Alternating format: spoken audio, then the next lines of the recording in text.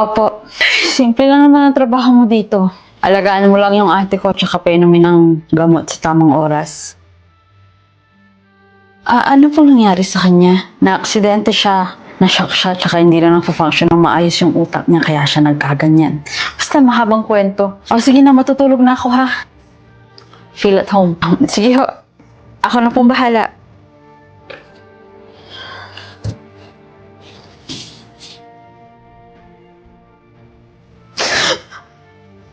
Ma'am Lani? Ma'am Lani!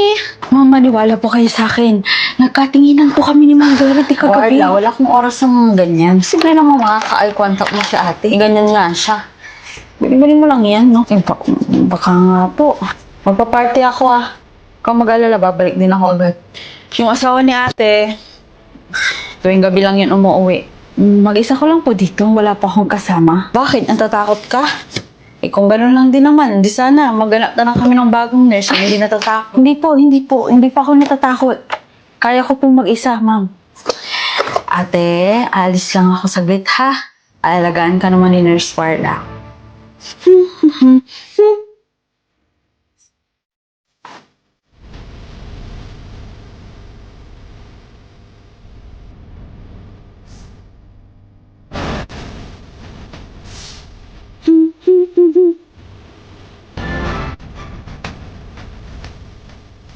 On and off.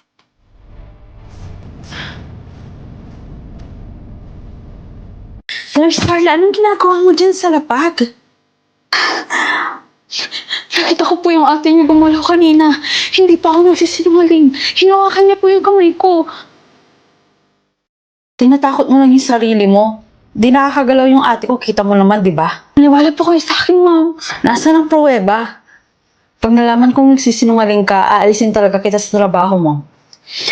Pasensya na po kay Ma'am Verity, pero kailangan kong gawin to. Kailangan ko mapatunayan na nagpapanggap lang kayo. Buko lang naman to eh. Huwag. Ba't po kayo nagpapanggap na? Pshh. Huwag ka na lang maingay. Nurse Warla, siguro din mo nagpapainom mo sa tamang oras yung ate ko ng gamot, ha? Noted po, ma'am. Sige na, pupunta lang ako ng house blessing ng barkada ko. Ate, babalik din ako agad, ha? Inalis na ako. Ingat ho kayo. Dalaan natin bago pa makarating yung asawa ko. Kailangan mong pumunta sa office ko sa taas. Hanapin mo yung wallet ko dahil andoon lahat ng cards ko. Tsaka kunin mo yung laptop ko dahil gagawa ako ng letter sa lahat ng bangko na huwag tatanggap na kahit na anong transaction gamit ang pangalan ko. Tawagan mo lahat ng hotline numbers ng mga bangko at sabihin mo i-block yung number ko with my account number, okay? Madam, isa lang po ang sumagot sa lahat ng mga tinawagan ko. It's okay. Kailangan natin ma-print lahat to para mabigay natin sa mga bangko. Bago pa nila makuha lahat ng pera ko. Madam, bakit kasi kailangan niyo pa po magpanggap? May kailangan pa akong malaman tungkol sa kanila.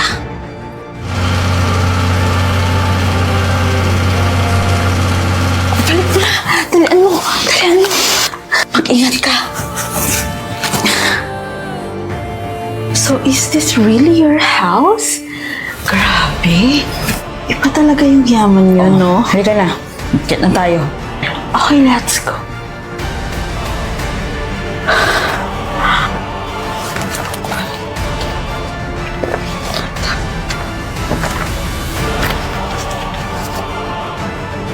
Anong ginagawa mo dito?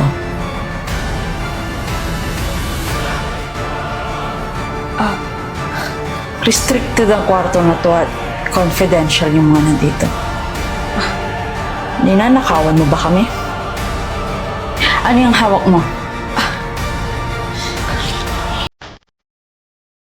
Ibibigay mo o papatayin kita?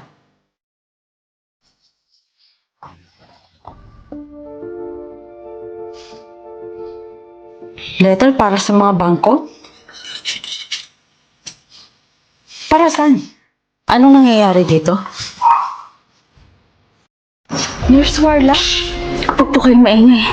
Tinulungan lang po ako ni Nurse Jade kaya ako nakataka. Pasensya na po. Pero naguguluhan po kasi ako sa mga nangyayari. Tsaka ayoko pong madamay. Aalis na lang po ako. Contact na lang po ako pag kailangan niyo po ng tulong. Ano kung plano niyo, madam? Kailangan na natin umalis dito. At kailangan matigil lahat ng to. Madam, hindi pa ako mamatito. Madam, hindi ko kaya. Nurse, wala. Kung hindi mo gagawin yan, sila ang gagawa sa'yo niyan. Gagas po ba ito, madam? Oo. At kailangan mong ikalat yan sa buong bahay. Tapos sila mag-isa. Dali, ano na?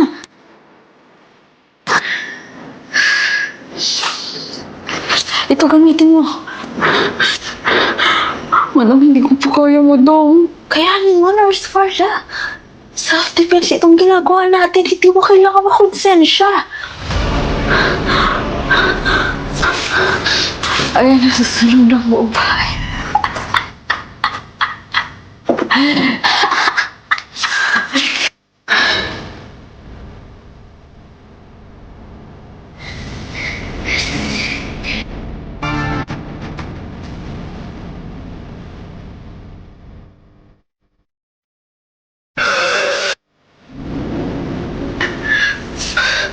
Magsisisi ka, Nurse Warla. Magsisisi ka. Nurse Warla, halika na.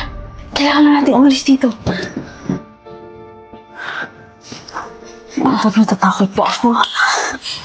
Pero kung pinanganap na po ako ng mga polis, huwag mag-alala, hindi mangyayari yun. Ayun, may ATM machine doon. Kailangan ko mabito, kailangan ko kunin lahat ng pera ko. Diyan ka lang, ha? Bakit kasama mo si Verity? May pagkakataon ka pa para umalis. Hindi mo kilala si Verity. Bakit ho? Sino ba kayo? Naharap mo pa rin mag-skincare? Siyempre, madam, sino bang babae ngayon ang hindi obsessed sa skincare? Lalo ngayon, ang daming nag-i-struggle sa dull skin tsaka visible pores. Hindi pa nila alam. May bagong product ang Skin TV. Ginagamit ko nga ito, madam, 2 times a week para ma-achieve ko naman yung artistahing glass tsaka glowing skin. Nakita ko nga ito, gamit nila sa ibang bansa. Buti na lang kamo at meron na sa Pilipinas. After mong makilamo, saka mo lang ito ilalagay sa mukha mo. I-leave mo lang ng 5 minutes para ma-absorb ng skin mo yung the best na ingredients. After nun, pwede mo na ulit siyang banlawan. Then partneran mo siya ng Skin TV Moisturizer. Oh, diba? I told you, madam, it's a must. Look how glowing my skin is. Kapansin-pansin nga to, madam, kapag may kausap ako, lagi silang nagtatanong, anong gamit mo sa mukha mo? Bakit ang glowing mo? Well, okay palang bagong lipat dito? Yes. This is my dream house talaga. Buti nga nadaan namin sa financing.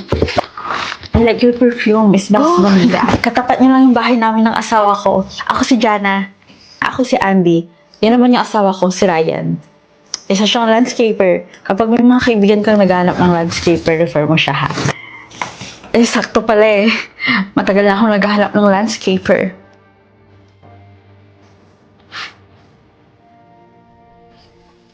Saan ka galing?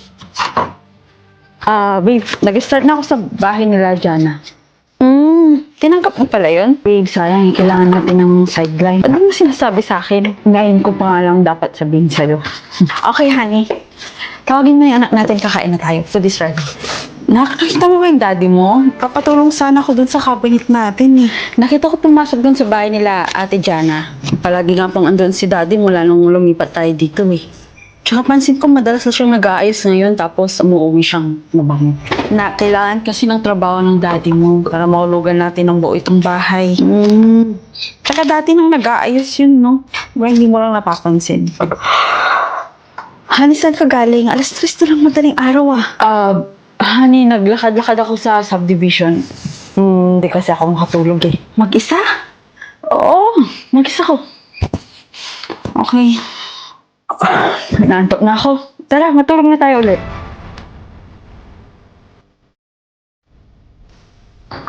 I like your perfume. It smells vanilla. Pwede na? Happy birthday, Ma! Ikaw talaga, alam na alam mo kung ano yung gusto ko, Yung daddy mo, may surprise na naman siya